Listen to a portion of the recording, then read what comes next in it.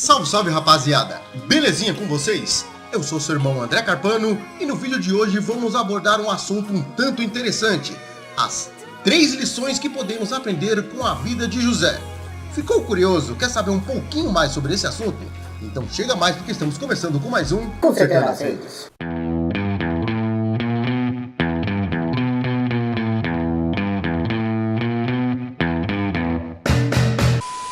Meu brother, eu tenho plena convicção que, assim como eu e alguns dos meus amigos, você já deva ter se identificado com algum ponto da vida deste jovem, porque eu acredito que essa história de todos os relatos bíblicos é a que mais me chama a atenção e a qual eu mais me identifico. Bom, vamos então às 3 lições que podemos aprender com José. Na vida desse jovem podemos notar que existem alguns erros e também alguns acertos. Todos nós sabemos que existe uma gigantesca diferença entre o burro, o inteligente e o sábio.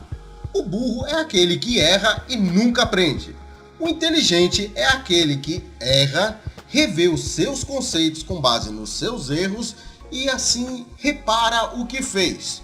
E o sábio é aquele que analisa quem errou e não erra, e assim tem como lição o erro dos outros. Não tem nenhuma experiência em cometer falha. Não estou dizendo que nenhum homem é isento de ter falha, erro ou pecar, mas estou me referindo àquele que aprende com o erro dos outros e se previne de muitas complicações. Porém, vamos ver um erro de José e assim tentarmos aprender um pouquinho com isso. De acordo com o que está escrito em Gênesis no capítulo de número 37, no versículo de número 4 e 5, vendo pois seus irmãos que seu pai o amava mais do que a todos eles, odiaram-no e não podiam falar com ele pacificamente.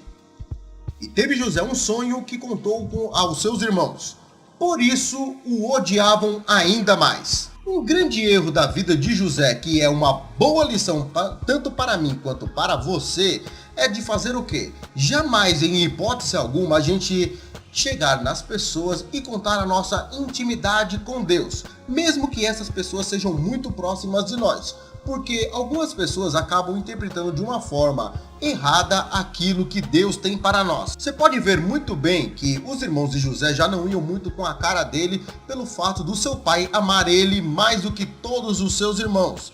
E também de ele ser uma pessoa destacada, que tinha uma veste diferente de todos os seus irmãos. Tinha um presente a mais do pai, era uma pessoa que era mais agradável, ao ponto de nenhum dos seus irmãos, aqueles que comiam na própria mesa dele, não compreenderem ele e o odiarem, digamos que sem nenhum motivo. E quando ele relatou que teve um sonho para os seus irmãos, e depois eles vieram até mesmo interpretar, sendo que acabaram julgando ele e sendo totalmente contra ele, e o odiando ainda mais. Já não iam muito com a cara dele por ele ser o queridinho do papai, e ainda somado o fato de ele contar a experiência dele com Deus e relatar o que ele tinha de intimidade com o Criador, acabou trazendo um pouco de complicação para sua vida. E não se esqueça nunca desse detalhe: por mais perfeita que possa parecer a nossa vida, estar tudo dentro dos conformes, as 1000 maravilhas, sempre aquelas pessoas que nos odeiam vão esperar uma brecha desse tamanho para eles entrarem com o plano deles, sendo que cedo ou tarde eles acabam pegando bem na curva. Mas calma que nós já vamos para a segunda lição da vida de José. No mesmo capítulo, no versículo de número 13, a Bíblia nos diz que o seu pai deu uma ordem expressa para ele ir ver onde estavam seus irmãos. Aliás, procurar os seus irmãos e saber notícias a respeito deles. Sendo assim, ele acabou sendo enviado à cidade de Siquém. E no versículo de número 15, a Bíblia alega o seguinte: e achou um homem, porque eis que andava errante pelo campo. E perguntou-lhe o homem, dizendo: que procurais? E ele disse: procuro meus irmãos. Dize-me, peço-te, onde eles apacentam? E disse aquele homem: foram daqui, porque ouvi dizer que foram a Dotã. José, pois, seguiu atrás de seus irmãos e os achou em Dotã. Vocês se recordam muito bem que o pai deu uma ordem muito expressa a ele para seguir os seus irmãos, ver como eles estavam e trazer notícia. E tá aí a segunda lição de José.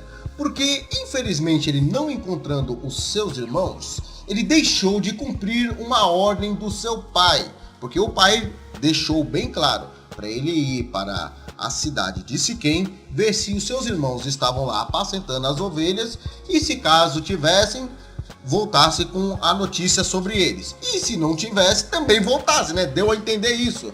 Porém, o que José acabou fazendo?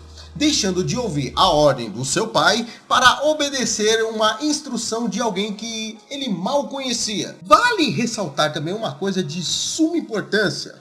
Os irmãos de José não se encontravam em Siquém, tinha um motivo de tudo isso.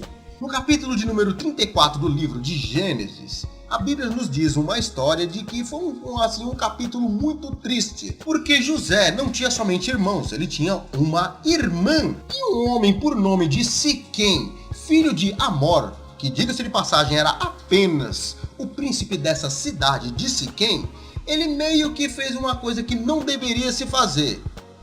Já imagino o que ele fez com a moça, né? Fez sacanagem com ela. E depois ele, viu que fez essa besteira, decidiu fazer um pacto com os filhos de Jacó. E dois deles, Simeão e Levi, tiveram uma brilhante ideia: fazer com que eles se circuncidassem, e quando eles estivessem no momento da maior dor da circuncisão, o que eles fariam? Já pensou, né, na besteira.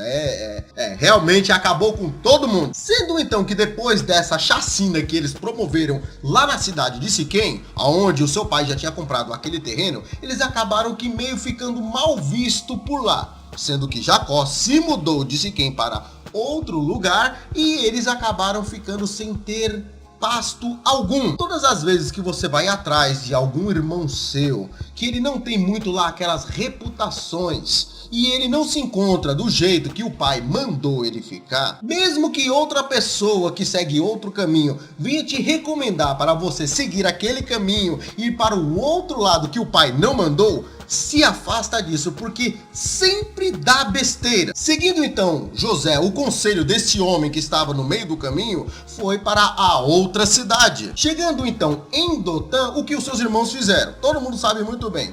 Fizeram aquela trama toda, decidiram colocar ele dentro de um poço e depois acabaram vendendo ele. Sendo que depois de vendido, ele tornou a ser revendido, chegando até ficar na casa de Potifar.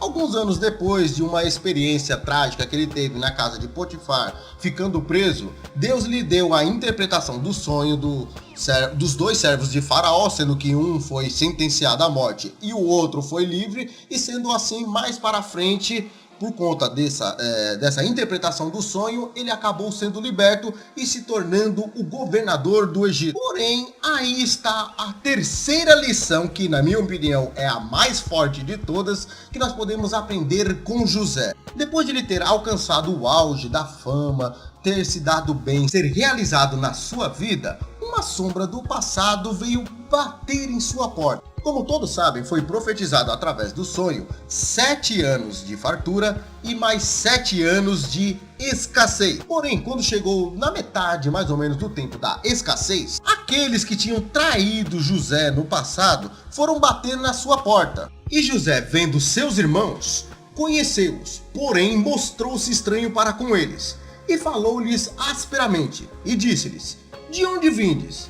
E eles disseram: da terra de Canaã, para comprarmos mantimento. Já logo de instante, quando ele deparou com os seus irmãos, ele se lembrou daquele sonho de quando ele era jovem. Por conta disso, ele decidiu fazer uma coisa que eu particularmente recomendo a todos que façam também: provar se realmente existe arrependimento. Todo mundo sabe que pessoas, quando são jovens, às vezes por inconsequência da sua imaturidade, acabam aprontando algumas besteiras. E José decidiu então pôr à prova se realmente os seus irmãos ainda eram imaturos ou se eles tinham aprendido a lição. Porque nesse momento, o que ele decidiu fazer? Ele pegou os irmãos dele e falou assim: vamos ver então se vocês são isso mesmo, porque vocês chegaram aqui no Egito para espiar a nossa terra.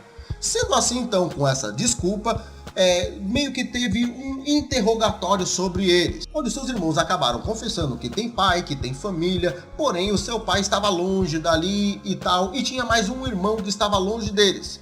Sendo assim, ele decidiu manter eles presos por 3 dias. Mas assim, só para ver assim, se davam uma relaxada na mente e eles pensavam um pouquinho mais. Quantas das vezes alguém que já fez uma besteira com você no passado, fez alguma coisa, você perdoou e ela tornou a fazer? Quantas das vezes alguém que já pisou na bola com você feio, você perdoou numa boa e mais tarde ela fingiu que nada tinha acontecido e tornava a fazer? Pois bem, nesses momentos é bom você medir se a pessoa realmente está arrependida. Se a Bíblia manda ser provado até os obreiros, você acha que não é necessário que se prove se realmente a pessoa está arrependida? Depois desse esse espaço de 3 dias presos, José confessou que teme a Deus e que não iria matar eles, mas que um ficasse lá de castigo enquanto o resto fosse buscar o outro irmão, o menor, deixando então Simeão lá de castigo para ver se ele aprendia a lição. E quer queira ou não, Simeão é aquele camarada, lembra lá do passado lá que eu falei lá, o camarada lá que é o da vingança? Então, meio que deu, digamos que, uma experimentada na paciência dele, para ver se realmente ele era um homem calmo, para ver se realmente ele já tinha aprendido a lição, se já era um homem maduro, se pensava mais na vida. Ué, pessoas que não são corrigidas acabam que nem o caso que está acontecendo aí no Ceará, né? Todo mundo sabe o que está acontecendo por lá, né? É isso mesmo. Então, o filho que não é corrigido por pai e nem por ninguém acaba encontrando isso no meio da rua às vezes, viu? Mas acredite ou não, meio que nessa tramóia toda, José acabou provando o próprio pai. É isso mesmo, até mesmo os ânimos do velho acabou sendo provado, para ver se ele era o mesmo, se ele era um cara, porque assim ó, Jacó, ou seja, Israel, era um cabo assim meio frouxo, sabe, com os filhos, não corrigia muito, os filhos faziam tudo daquele jeito, tá bom meu filho, tá, sabe, um cabo meio frouxo, então ele teve uma, digamos que, uma experiência nos seus ânimos. Enfim, todos conhecem a história, que depois eles voltaram para o Egito, sendo que chegando lá, ele pegou o seu irmão mais novo, que foi lá, abraçou ele, deu o alimento maior para ele, provando, experimentando os irmãos para ver se realmente eles tinham sido modificados, se eles tinham inveja do irmão mais novo, ao ponto de quando eles foram se despedir, chegou até mesmo a esconder uma taça dentro da mochila que era do irmão mais novo, para assim poder incriminar ele. Quando eles foram voltar para casa e abriu a mochila no meio do caminho, o que tinha? A taça de José estava lá dentro, ou seja, uma prova do crime contra o irmão. Sendo que nesse momento, uma pessoa que lá atrás tinha julgado ele, o homem que foi responsável por ele ser vendido para os amalequitas e mais tarde revendido para o povo egípcio, um tal de Judá, que tinha mania de julgar os outros, dizer que ele era santo, que ele era o cara, que ele era o bonzão, que ninguém prestava para ele. E outro tempo já chegou até uma experiência também, porque ele falava que a própria nora era prostituta, sendo que ele foi quem engravidou a prostituta. Esse mesmo que gostava de apontar o dedo pros outros e dizer isso, aquilo, outro, ele chegou ao ponto de reconhecer que já tinha pecado no passado e até mesmo de ficar fiador do seu próprio irmão. Sendo assim, tirando a culpa do mais novo e colocando sobre si. Até que então José acabou dando-se a conhecer a seus irmãos e confessando quem ele era. Pensa que é fácil perdoar assim uma pessoa que te deu uma punhalada dessa? A Bíblia nos manda perdoar. Mas é bom que nós também, além de perdoarmos as pessoas, provemos para ver se realmente elas mudaram o seu ser. Porque choro e beijo até Judas Iscariote amava fazer com Cristo. Polêmico, bíblico e didático. Podemos ou não tocar nos ungidos do Senhor. Você realmente sabe o que é o Evangelho? Você acredita que todo movimento evangélico pode ser denominado como genuinamente cristão? Essas e outras perguntas intrigantes são respondidas por Mike Silva, no livro A Corrupção do Evangelho. Enfim, esse foi mais um vídeo. Se gostou, já tá ligado o que você deve fazer. Aquele like maroto, acompanhado da sua opinião. Não se esqueça de me acompanhar nas redes sociais, a qual vou deixar todos os links fixados nos comentários. E também me visite no canal secundário, onde eu sempre deixo alguma reflexão ou a minha opinião. Sem me esquecer, o seu conhecimento é o medo deles.